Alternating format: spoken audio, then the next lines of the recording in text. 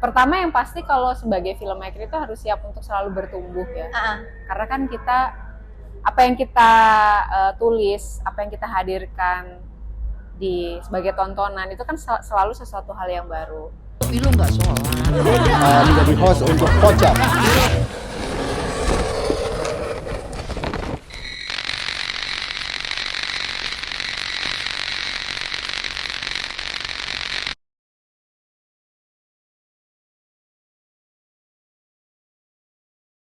Halo teman-teman Cinefil dan filmmakers yang nonton, balik lagi di Podjav. Ini emang program baru sih Kak, enggak Hana. Podcast Jav. Di sini kita akan ngobrolin seputar Jav, filmmaking bareng teman-teman filmmakers atau siapapun yang datang di program-program Jav ini. Nah, hari ini kita kedatangan salah satu pemenang series Netflix Peach, Hana. Selamat datang Hana. Selamat datang. Waalaikumsalam. Apa jadi bukti gini ya?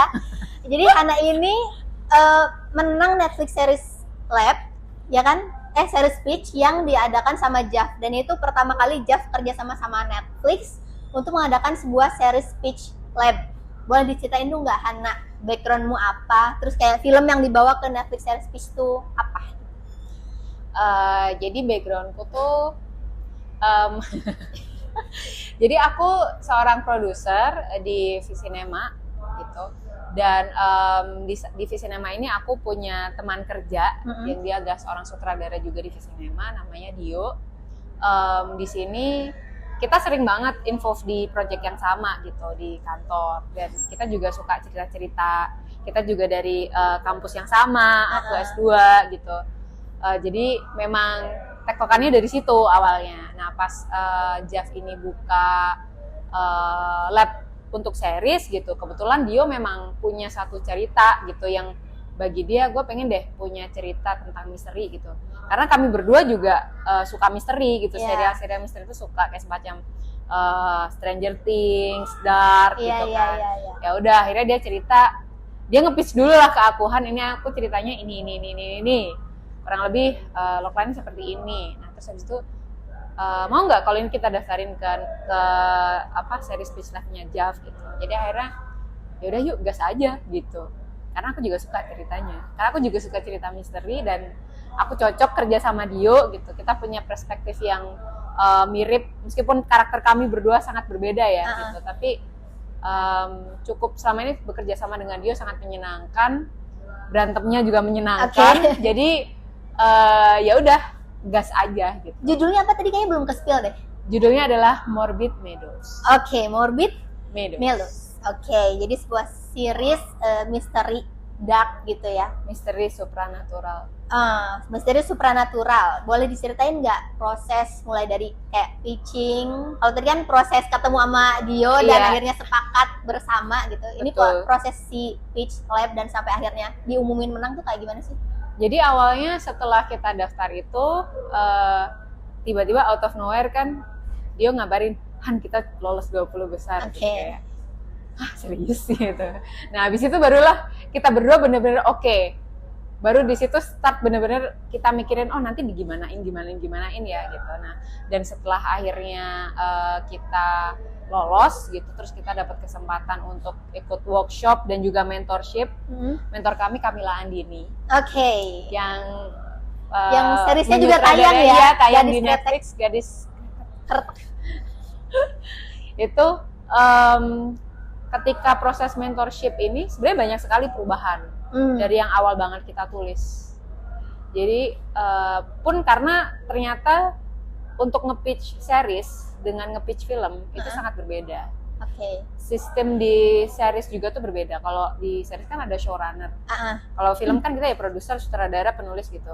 Kalau di series tuh ada lagi showrunner. Showrunner yang mana di bawahnya showrunner tuh ada produser dan director. Oh. Nah dengan sistem baru ini kita gitu ya ternyata.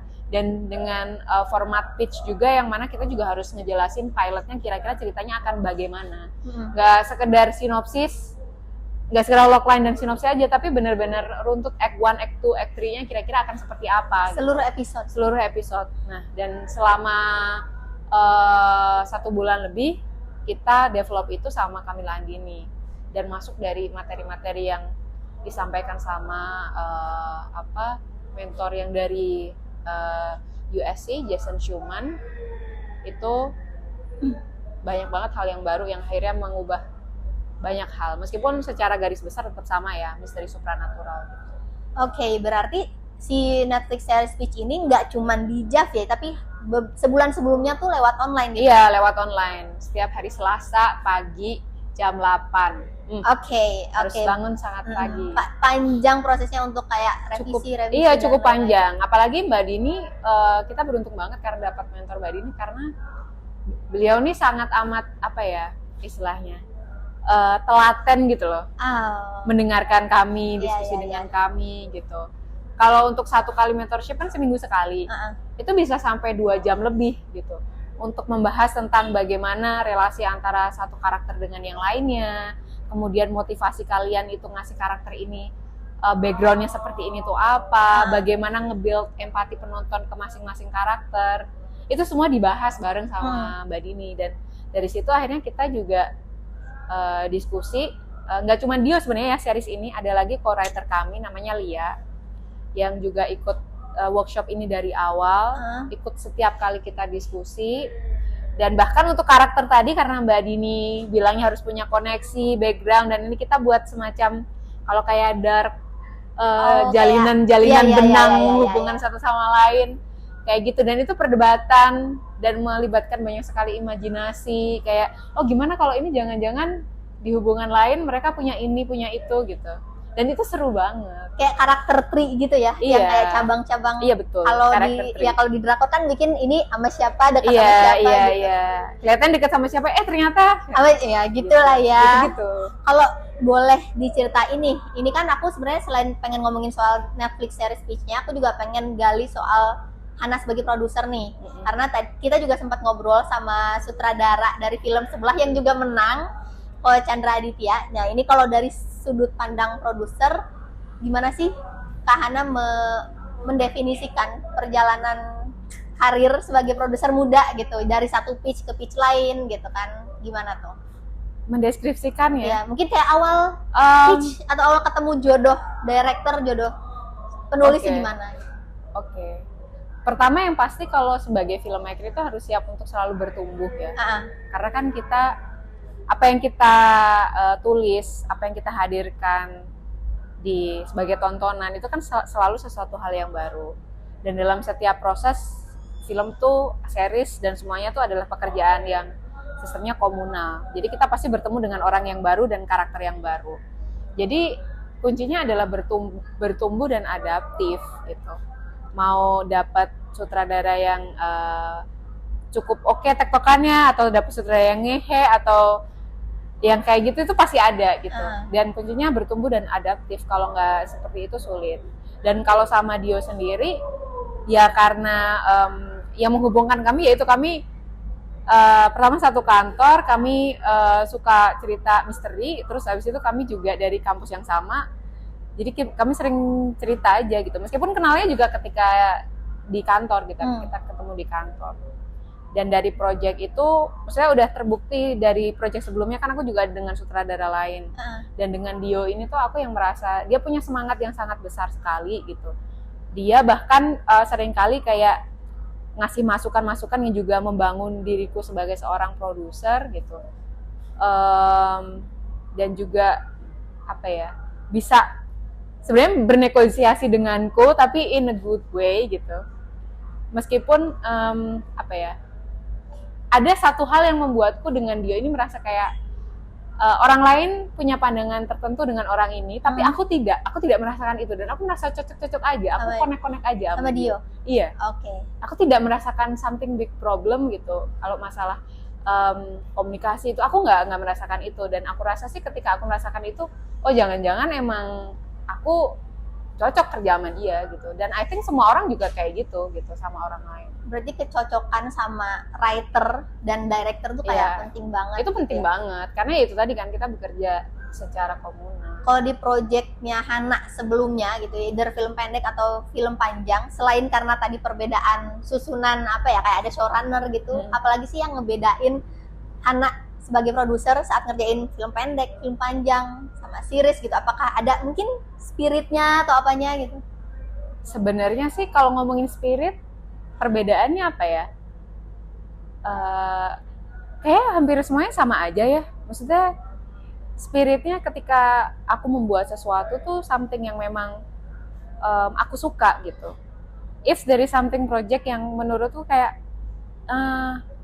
kok ceritanya gini ya, tapi aku selalu menemukan sesuatu yang itu adalah bagian dari diriku, yang itu bisa menjadi nafas untukku mencintai projectnya gitu. Dan setiap project itu pasti ada itu gitu. Dan bagaimana aku memperlakukan project masing-masing itu sebenarnya nggak beda jauh. Mungkin kalau pendek, panjang, dan juga series ya beda bentuknya aja, tapi dalam berprosesnya sebenarnya ya sama aja, komunikasinya juga sama, prosesnya, development, produksi dan sebagainya juga sama gitu. Dan mungkin juga secara durasi kalau series pasti jauh lebih panjang daripada film pendek, dan film panjang juga lebih panjang juga gitu. Kalau tadi kan Dio cocok karena selain dia sekantor dan ceritanya juga punya kesamaan, seneng cerita-cerita kayak Stranger Things gitu. Hana ada kriteria lain nggak sih kalau misalnya nih aku nih sutradara yang Ana mungkin nggak terlalu kenal, pengen nge-approach gitu, itu biasanya ada pertimbangan lain nggak sih? Apa ya? Kayaknya pertimbangannya tuh lebih, I don't know. Sometimes itu kayak kita ya udah ngobrol, kita rasain bahwa klik. Kalau aku biasanya kita harus menemukan sebuah masalah dulu, dan kita menghadapi masalah sama-sama, dan aku melihat bagaimana dia menghadapi masalah itu sama aku. Kalau kita meskipun kita tahu itu adalah shit happen gitu ya, tapi kita masih bisa komunikasikan itu dengan baik, dan kita menyelesaikannya dengan profesional, dengan nggak baper-baperan gitu. Nah itu aku bisa merasa klik di situ gitu. Tapi pernah nolak nggak? Pernah. Kenapa tuh? Biasanya bukan nolak sih, lebih ke kayak biasa kalau sama teman-teman director yang lain tuh kadang Han ada cerita nih ini gitu, oh ya udah mana gitu, tapi dia kayak udah bukan mundur ya, kayak tiba-tiba ngilang, ngeghosting gitu. Kan kayak ya siapa mau di-ghosting gitu. Jadi rasanya gimana kemarin gitu, mana katanya mau ini, mana tulisannya gitu, tapi dia ya ngilang aja gitu. Itu yang biasanya banyakan gak jodoh tuh kayak gitu. Kalau udah nge-ghosting. Itu jadi kayak sebelum cerita pun ada yang kayak gitu ya? Iya ada. Tapi kalau udah mulai bareng udah mulai bareng jalan aja. Biasanya ya jalan aja gitu. Oh, I see. Nah, tapi tektokannya pasti antara sutradara satu dan lainnya, penulis satu yang lainnya pasti beda ya. Iya. Cuman kan kalau dalam project produser tuh kita tugasnya adalah untuk menjadi apa ya? Istilahnya ibu dalam sebuah project gitu. Pengayom lagi. Pengayom. Ya pengayom. Apa itu pengayom? Ya pokoknya the head. Ya, jadi kayak lebih ya udah aku banyak menyesuaikan aja, tapi tetap bisa diajak diskusi lah gitu. Nah, kan Hana juga punya background sekolah film ya. Itu kayak ada, dan sebelum sekolah film yang S2 di Inggris kalau nggak salah cuma setahun apa? Ya 1 tahun programnya. Nah, ada bedanya nggak sih Hana produser sebelum sekolah dan setelah sekolah film? Ada. Gimana? Sebenarnya lebih kepada boleh disebut dulu nggak sekolahnya di mana? Ya, aku di apa? London Film School ambil International Film Business. International Film Business. Ya, betul. Khusus film bisnis. Khusus film bisnis. Jadi ngomongin soal producing, distribution, financing, kemudian juga sales dalam film. Gitu. Tapi tetap juga ngomongin kreatifnya. Oke. Perbedaannya adalah sebelumnya sebenarnya lebih banyak tuh soal soft skill gitu. Kalau sebelumnya mungkin aku jadi orang yang sedikit inferior, takut salah, takut nanya, kadang seperti itu. Kalau misalkan mau bersuara tuh, aduh ini bener nggak ya gitu. Tapi setelah dari situ aku merasa bahwa itu nggak perlu merasa inferior. Kalau misalkan memang it's a stupid question ya bilang aja ya it's a stupid question, tapi aku pengen tahu gitu. Karena nggak ada yang salah dengan bertanya gitu. Pertama itu, kemudian dalam hal networking juga aku merasa berbeda karena aku jadi lebih merasa confident. Ya itu tadi karena udah nggak begitu inferior lagi. Jadi kalau misalkan ketemu orang, kenalan, ya just kenalan aja. Karena sebenarnya di industri ini tuh banyak sekali orang yang yang baik dan welcome gitu sama new talent gitu. Jadi nggak ada alasan untuk merasa wah aku ini cuma junior gitu. Iya. Aku ini bukan siapa-siapa ya kan mereka dulunya juga junior gitu sama dan aku yakin dan tahu bahwa mereka itu juga pengen kenal sama yang baru-baru yang masih muda gitu. Jadi sekarang udah pede aja gitu. Dan sekarang lebih apa ya? Kalau melihat satu project bisa jadi lebih luas gitu, nggak cuman ini cerita jadiin film, udah nanti didistribusiin enggak, tapi apakah ada plan-plan yang lain ke depan bisa didistribusiin kemana, atau apa dampaknya bisa sejauh apa, risetnya perlu seberapa dalam dan sebagainya, ya itu juga pengaruh juga sih.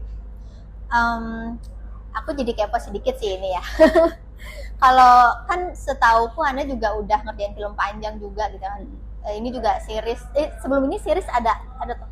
Ada, Apa? tapi buat belum tayang. Oh iya, maksudnya kayak ada ya udah lebih lah dari filmmakers yang muda. Tapi masih pitch film pendek itu pertimbangannya apa sih? Maksudnya kayak nemenin temen kah atau gimana? Aku suka sebenarnya produser bukannya nemenin ya, karena ya aku merasa aku masih junior gitu loh. Aku merasa aku masih perlu banyak bertumbuh dan bersama teman-temanku gitu, teman-temanku yang satu angkatan lah kita. Dan apa ya, proses bikin film pendek tuh di film terakhirku yang Payung Dara itu aku sangat happy sekali gitu. Karena dari awal sampai akhir aku benar-benar 100% in charge. Kemudian juga dari research-nya, kita FGD, kita scouting talent-talentnya semua talent baru gitu di Solo, maksimalkan apa yang ada, pitching-nya juga ikut, sampai Z sampai distribusinya aku juga ikut gitu. Dan isunya pun sangat dekat denganku karena soal perempuan gitu, dan itu menyenangkan untuk dan targetnya pun kan anak-anak remaja yang mostly kalau untuk melihat sesuatu yang sifatnya itu educational thing, itu mereka secara behavior tuh mending film pendek, apa medium yang bagus tuh film pendek gitu. Dan aku merasa dengan aku, maksudnya kita research itu dan menayangkan itu, aku mendapatkan hal yang baru. Nah itu menyenangkan gitu. Dan itu bertumbuh dengan teman-temanku yang seangkatan gitu. Dan teman-temanku seangkatan mungkin aku ya udah ke sana, tapi teman-temanku kan belum, dan sebenarnya kita sama-sama learning gitu. Oke, terakhir banget nih Han, boleh dikasih closing statement gak sih buat filmmakers muda atau ya baru lah ya yang juga lagi berjuang from pitch to pitch gitu. Tips mungkin seperti 1-2 kalimat. Oke. Ini kayak aku udah pro aja. Iya, seenggaknya kan dapet Netflix pitch gitu kan.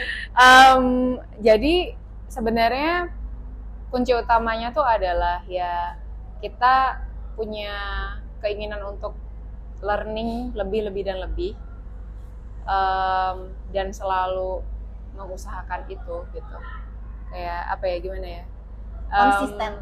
Konsisten dengan apa yang udah kita apply gitu. Kalau kata Mbak Dini ya, apapun yang dia mulai dan dia tawarkan ke orang lain tuh selalu harus diselesaikan gitu. Karena itu hubungannya dan kaitannya adalah dengan gimana kita menjaga kepercayaan orang gitu ya. Itu kalau versi Mbak Dini. Tapi aku sangat agree dengan itu.